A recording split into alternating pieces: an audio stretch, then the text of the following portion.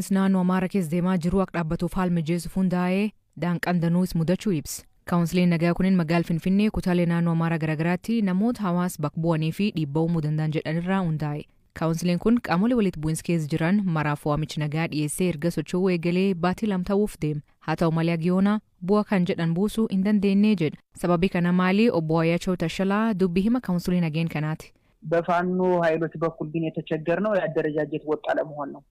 አንደኛው ጋር ፖዚቲቭ ስታገኝ አንደኛው ጋር ኔጌቲቭ gama hidhattoota faannoo wanti rakkanne ejjennoo wal fakkaataa dhabuu isaaniiti. Gareen tokko tolee jedhu inni kaan ni dida. Danqaan lamataan qunname kaawunsilii kana dursanii maqaatti baasuudha.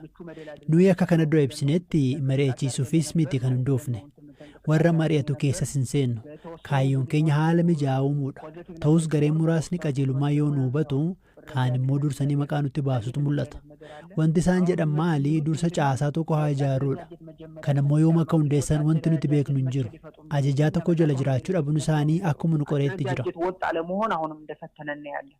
Akka qondaalii kun jedhaniiti erga kaawunsiliin kun hundaa'ee caasa isaa agaanaa jiruun hawaas waliin mariin taasifama. Walitti bu'insi akka mariin furamuu hawaasi akka tumsu godhu socho'uun ala milkiin argate akka hin jirre ibsan. Torbaan lamaan dura ministeerri muummee Abiy Ahmed humnoota fannoo waliin itti fufiinsan marii taasisaa jirraa jedhanii ibsan. Haa ta'u malee dhimmi kunin sochii kaawunsiliin kun gochaa jiru waliin akka waliin qabanne ibsan. Kaayyoon isa maal akka ta'e gaafanne. እንግዲህ በእኛ በኩል የለም ምናልባት መንግስት በቀጥታ ያደረገው ሊኖር ይችላል. ምናልባት መንግስት በራሱ መንገድ የሚሄድበት ነገር gama keenyaan hin jiru. Tarii mootummaan kallattii wanti godhe jiraachuu danda'a. Marii fi jaarsummaan garuu gargari. Kaayyoon kaawunsilii kanaa araara gaafachuudha. Kanneen araaraan nu galchuu fi jedhanii maqaa nutti baasan jiru. Nuti kan gaafachaa jirru mariin idilee akka gaggeeffamuudha malee jaarsummaadhaan garee kana deebisuufis miti. Ammas wanti amma barbaachisu abdii osoo hin kutatin hojjechuudha. Osoo macallifnee teenye qaama hawaasa kanaa waan taaneef rakkoo uumamaa jiru keessaa miliquu hin dandeenyu. Kanaaf kaayyoon keenya carraaqqitti fufuudha. Wanti abdii nama kutachiisus hin jiru. Walitti bu'insi naannoo Amaaraatti humnoota mootummaa fi hidhattoota fannoo jidduutti waggaa dur eegalee ammallee hin dhaabban. Walitti bu'insi kanaan sarbamii mirgaa olaanaan mudachaa akka jiru dhaabbilee mirgaa ibsuun isaanii ni yaadatama.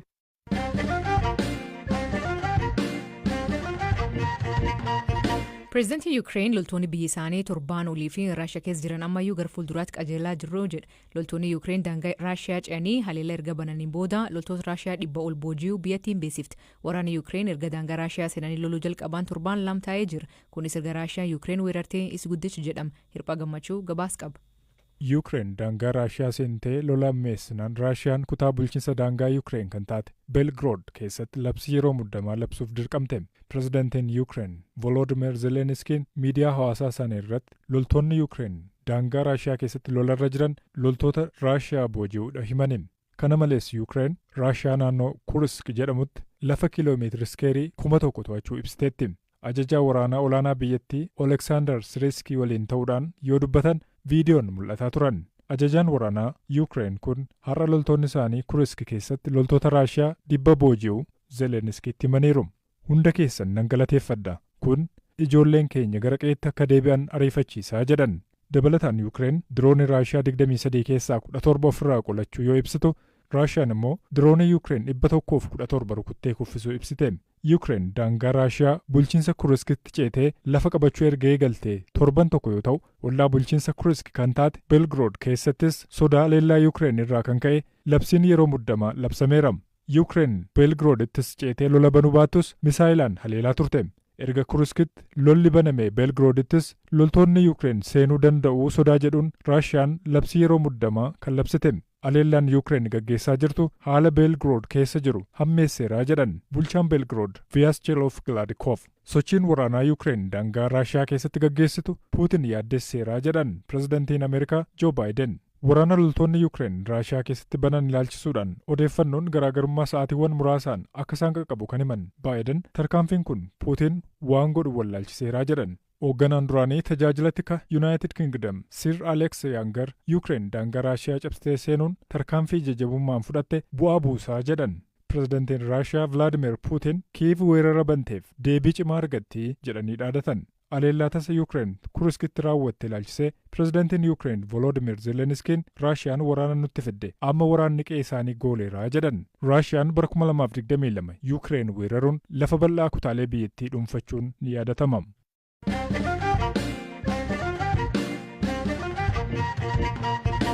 Bulchaan naannoo Gambeellaa obbo Umaaduu Juluu fi taanaan isaanii aangoorra kaanii hooggansi haaraan muudamuuf manni maree naannoo Gambeellaa walga'ii hatattama kamis taasisuun yeroo jalqabaa fi pireezidantiin dubartiin filatamtii jedhamee akka eegamu maddeen BBC'tti himan. Aangaawwan kunis ministeerri dhimma dubartootaa fi hawaasummaa ta'uun tajaajilaa jiran Aadde Alaamituu Umaadak ta'anii ibsam. Galaana Balaay gabaas qabu. Obbo Umaaduu Juluu erga ministeerri muummee Abiyyi Ahmad aangootti dhufanii ji'a booda muudamanii waggoota 6 darbaniif naannicha bulchaa turan. Walga'ii hatattamaa manni maree naannoo Gaambeellaa boru taa'uun itti aanaan isaanii obbo Tenkwee Jookis ni ka'u jedhameera.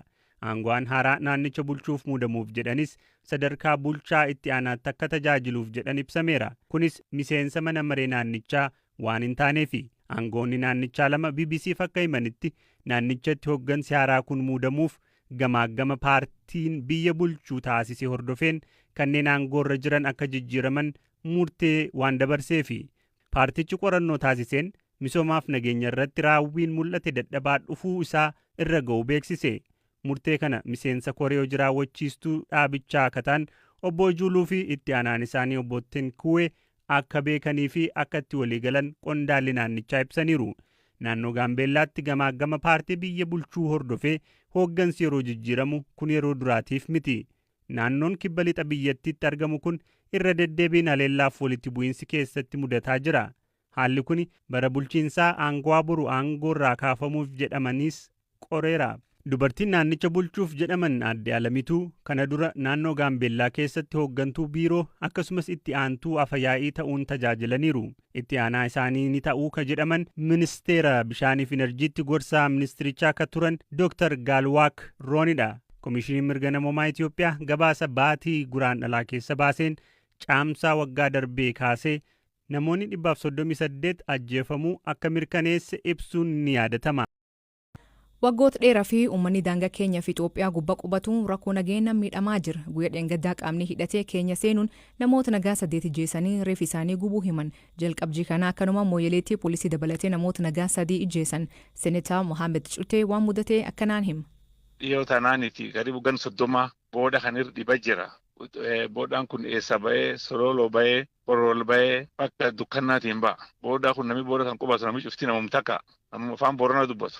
Akkana nagaa guddoo qara dhabanii am dhiyoo tana gara Itoophiyaa sullee namatti dhaqee hadha nama dhimbeekanii hayyee gaddeebi'anii warri kaan hojja nama dhuu poolisilleen ka Itoophiyaa kun achii gad dhufee ollaa hadha nam hadhee gaarii tokko cufa dhiyoo tana probox tokko isaas karibu 20 dha'anii simuu biyyirraa guurratanii biidhaananii nadheen ijoollee daarolee namni hin dandaman namni warri fi keessin bulu. Cufti baqatee arbu raasa bulu. Militariin Keenya hin jirti. Hayyee Itoophiyaa hin jirti. Itoophiyaallee sirkaala jira. Keenyallee sirkaala jira. Ka sirkaalii kun jiru namni keenya bultii dhabee, oolma dhabee, bokkaa keessa, aduu keessa, gargala akkanaatiin goe cufaa alatti hafee jira. Dhugaa dhibiin jira. Warri armaa ka'ee achillee namallee jeesanii taraktaa karaa midhaasullee gubanii sulee cufa dhageen. Ammoo haa taatu raayyaan teen namni keenya. Ummati keenya ka'achi qubatu. Qawwee qabaatee qawwee nam keenya danda'u ofirraan dha'u. Namni kun nama miskiina ka horii tifatu. Namni horii tifatu namni sila aadaa keenya keessa sirkaala horii namaatiif lubbuu namallee eega. Amma sirkaalee kan lubbuu nama eeguutti hin jiru, horii nama eeguutti hin jiru, dhibba kana lafkee jira. Amma dheengaddaa halkan kalee gaarii loorii Nairobi ba'ee miidhu kan nageessu. Karaa dhaabanii nam 8 keessa gubanii ijeessanii gubanii gaariillee gubanii. Taakkana tan kee jirra dhibiyamni jiru kana hoo. Senetaa namni gaarii gubkaa nama ijeessuun eenyu beekama warri akkas nam tolchisuun. Nam dandeettee gargar hin beektu namni cufti qawwee baata. Gartaan yommuu dubarri kun gara Itoophiyaa sunii garan gaddabre. Faan dhaanii fira warri miratti nyaati. Fira warri farsootti dhugi. Waan kan cufee argan. Warri sun faantii isaa Itoophiyaa seenti. Warri nama ijeessu kuniin poolisii Itoophiyaa jedhan. Poolis moo militarii moo warri kun eenyu? Akka warri wayaa keeyyatutti baaddiyaan teentuu waan kan guddoo gargar hin beektu. Ammoo akka wayaa keeyyatanitti akka buutii warraafi akka wanni kan cufaa isiin wama akka poolis taatu milisha taatu wama kanaati ammoo namuma akka dasaa akka namni arginu namuma wayaa uffatallee dasaa qabu akkuma militarii wayii akkas fakkaati. Militarii taanaan poolis taanaan ammoo warkeenyaatiin kan Itoophiyaati. Kun maroo qaraatiin kan warri Itoophiyaa daangaa muree dhufee akkanum nam ijjeessu yookaan nam dhaan fakkeenyaa fi gan dabree fi gan kanaallee keessa Sololoo fi Gololfa keessatti dhufanii nam dhaananii nam qabanii olla keessa manneen illee gubanii jedhan biitii wanni warri himatu war milishaa Itoophiyaa kan isan akka sirkaalatti wanni isan hojjetan maani akkamiin qaamii laf dhibii yookaan umni laf dhibii laf tokko seenii akkanaan uummata keessa miidhu jira. Duuba wanta sagaafatte nu beeta amma namni nu chagwatu uummata kana nu filati. Nu filatanii beena nu dubbadha jedhan. Warri keenya dubbannuu fi hin jiru. Yaa dabi. Yoo qabaatee qawwee nama ofirraan dhowwu. Yoo inni wahimu lubbuu dheeta. Gartaayyuu namni keenya hojjaachi wayaa kan sirkaalii labsuun jiru. Nama achi gad dhufee wayaa isatti ofirraa dhowwu malee achumatti. Gartaa ibiddila achitti ofirraa dhowwu haani ganaan mallee faan deemee raayyaa man kee ciiftu. Jaarsa jaartii hin dhageettayyuu nama ulfaa nama ulumaa.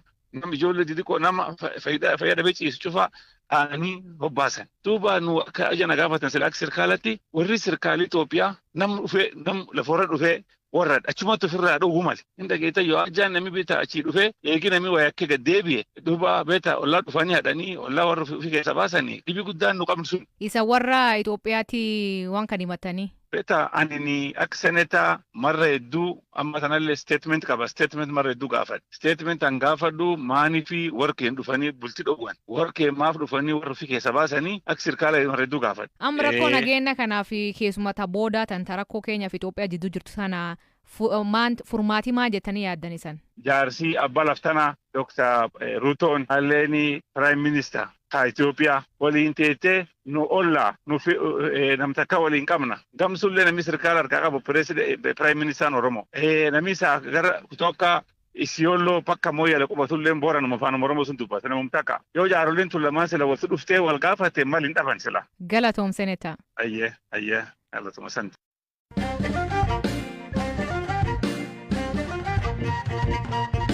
Humnoonni nageenya Itoophiyaa daangaa ce'uun uummata jeesuu reebuu fi manneen gubuun himatamu marroo hedduu isaanis hidhattoota waraana bilisummaa Oromoo naannoo sun keessa socho'aa jiran jedhan faan dha'uun achi dhufan. Oduu biraatiin dhaggeeffattooteenna leenjisaan maratuun guyyaa qibxaata sagantaa masaraa mootummaa tururraatti badhaas birrii miliyoona 2 fudhachuu didee dhiifam gaafate. Leenjisaa Gemeda daddafoo pireezidantii Itoophiyaatiin yoo isin mufachiisuu baadhee badhaas koo nan deebisuu barbaadaa jedhee waltajjiirraatti deebise. Eegisuun dubbii ijoo ture. Namoonni garii itti duulaa kaan ammoo deeggaraa turan. Leenjisataa Miraat Tolaa fi Tigista Safaa kataan kunin guddoo dhama'uu fi beekamtii gita dhabu komatu. Eegas booda ammoo guyyaarraa miidiyaa biyyaalessaa irratti dhihaachuun masaraa biyyaalessaatti mirkeesseenee ture jedha. Ta'us achumaatti pireezidantii Itoophiyaa dhiifam gaafachuu himan. Akkasumas guyyaarraa uummata Itoophiyaa cuuf dhiifam gaafadhaa jechuun dubbata. Koomii isaanii guddaan garuu maali? Nuyi konkolaata malee birrii neennee jedha. Ammayyuu taanatu dubbise. Kanaan dura kan beeta mangistitti shallamamaa ture leenjisaafis atleetiifis makiinaa ture. Hunda isaatiifuu makiinaa shallamaa turani. Garuu har'a wanta jijjiirameef hin beekamu. Jijjiirameera maaliif jijjiirri akkana tokkoffaa akka taamiraatiifillee amma akka onnootillee odoo fudhattee Salamoon amma yoo san miliyoona gara miliyoona 6 bitame makiinaan sun ni shallama. Amma miliyoona 7 kennaniif har'a miliyoona 7 yoo san birriin kan sharafamaa ture doolaariidhaan 50 keessa ture.